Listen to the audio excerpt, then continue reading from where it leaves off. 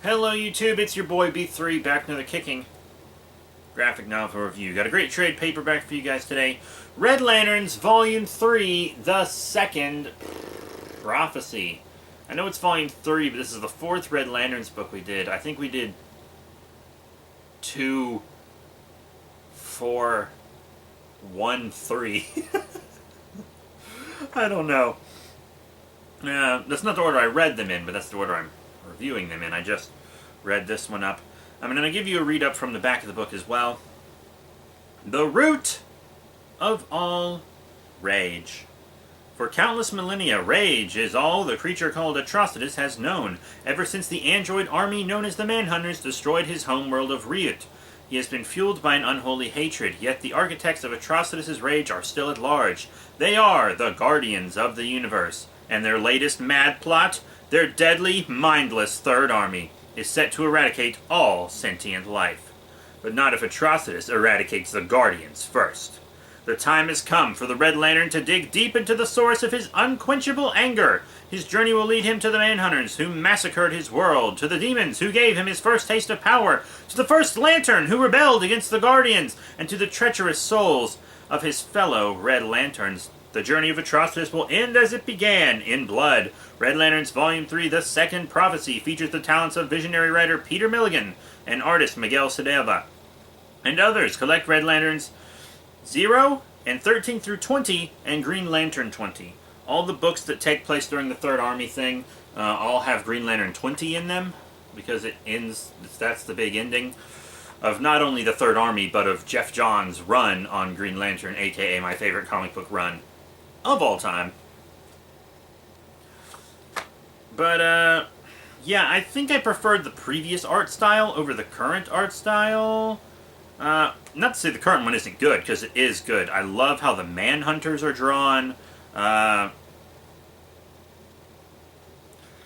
mean, nothing looks bad at all. I just thought it looked better previously. But Atrocitus does resurrect the Manhunters to work for him. The 5 inversions are run off. There's a lot of just revenge killing, which is just something you gotta deal with when you're reading Red Lanterns. You know, Rancor tries to be human again, but it doesn't work out. His time with the Red Lanterns has changed him too much, so he actually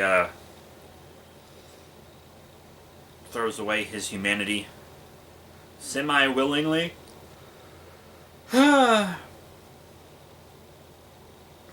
It's pretty cool. I think my favorite panel in this whole book is actually Bleeze hanging off this woman's ceiling.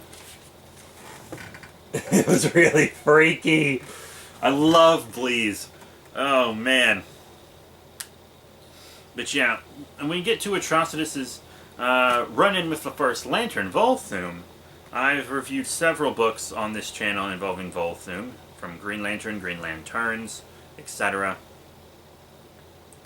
And he showed Atrocitus what would have happened if his sector was never destroyed, if the Manhunters never did their genocide, and he becomes a violent dictator, has his own wife killed, and is killed by his own son. And I felt that took away a lot of the tragedy of Atrocitus. I didn't like that at all. Because, like, you could root for him before, easily. But once you know that if it didn't happen, he would have just become a dictator and a murderer anyways, it's hard to root for him still. And eventually we don't have to root for him anymore because Guy Gardner replaces him. But still, come on. Anyways, my final thoughts on Red Lanterns Volume 3, The Second Prophecy, are not too grand. It's not very good. This title doesn't really get good until Guy Gardner becomes a Red Lantern. The rest of it, you just kind of wade through until you get to that. It's just not anything special. Most of the Red Lanterns, I mean, Atrocitus himself is just so one-dimensional. And he seems in this book to change his mind so quickly about so many different things.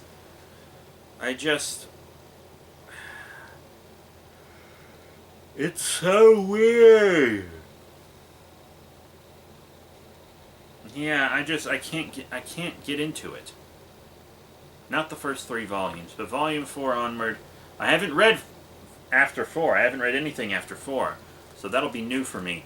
But yeah, when I was reading this single issue from my local comic shop, I didn't even get this far. I stopped before this.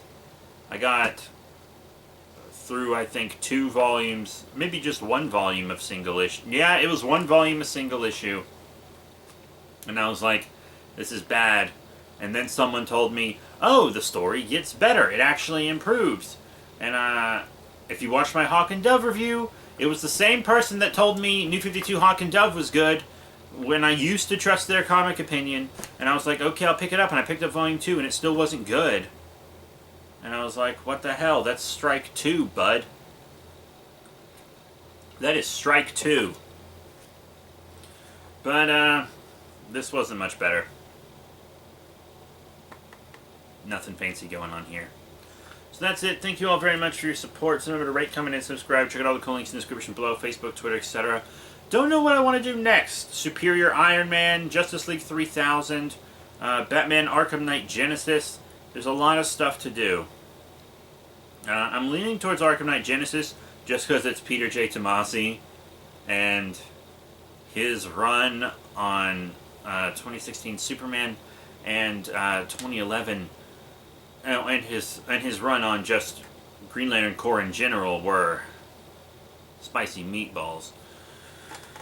But yeah, I'll probably just keep reading for a bit.